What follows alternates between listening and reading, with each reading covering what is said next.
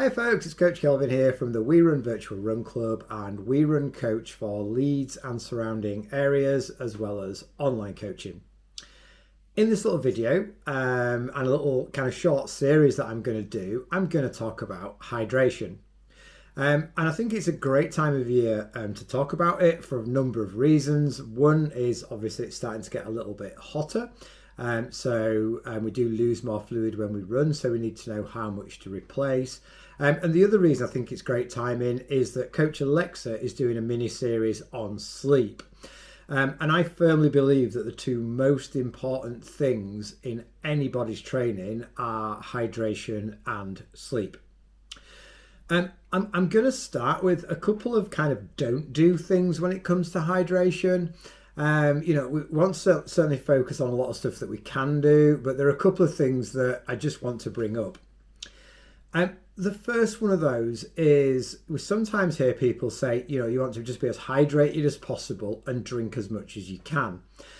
This is a really bad idea. We actually want to drink an appropriate amount of fluid. And one of the challenges of fluid intake is the ranges vary so dramatically from individual to individual that we can't just go, well, if I sit somewhere in the middle, I'll be okay. And the other thing, which is, along a sort of similar thread, is when people say drink to thirst.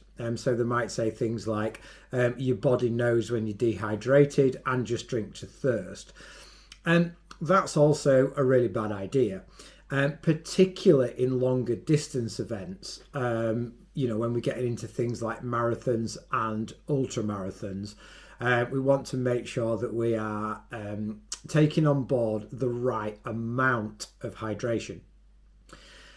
What we're going to cover in this video is a little bit about how to find out how much fluid a runner is losing in an hour at a certain temperature at a certain intensity.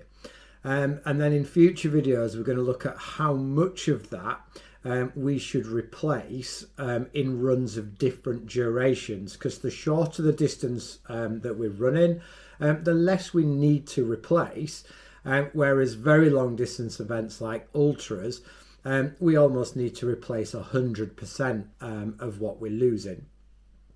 And so sweat rate, so fluid loss, is really, really individual, but we can find out how much we're losing by weighing ourselves naked before we go for a run, and weighing ourselves naked when we come back, noting down how long the run took, and then we can work out how many grams an hour we lost.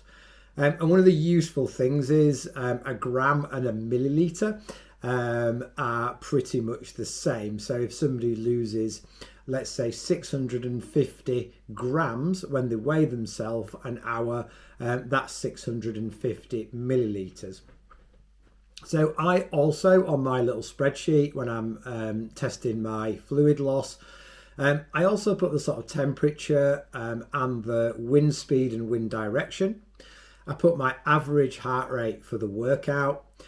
I put what clothes I'm wearing for the workout as well. This is really important because sometimes in winter we can actually lose a lot more fluid than we think when we've got things like waterproof jackets on. And I also note down what the workout was. Over sort of April and May, I'll tend to just sort of revisit my testing for ready to roll into the summer, just to check in really. My hydration, my fluid loss, therefore hydration doesn't really change, and that's a cool thing as well, that once you've sort of got this dialed in, it changes a little bit with fitness, and the fitter we get the more we sweat, but if you're holding quite a similar level of fitness, which I suppose I do, fluid loss will be quite similar year to year. So I will pop in the comments below. I'll do a little screenshot of maybe a couple of runs from over the last couple of months, just so you can see that, weigh myself before, after, how long I was out, how much I lost, the loss per hour, the temperature, average heart rate, clothing, and the workout. And it's really, really simple to do, and it's one of the most important things in your training, is to make sure that hydration status is on point. So in future videos, we're going to look at day-to-day hydration. We're going to look at sodium and electrolyte intake.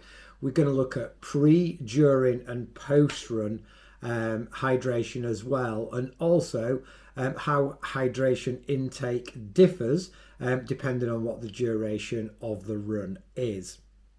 So quite a bit there. You might have to watch that one again, or maybe even 3 times. And please let me know if there's any questions by just popping them in the comments below. And particularly when we're doing these mini series of videos, it's really useful to get questions, because it helps to guide what content we're going to add in the future videos. So I hope that makes some sort of sense, and happy running.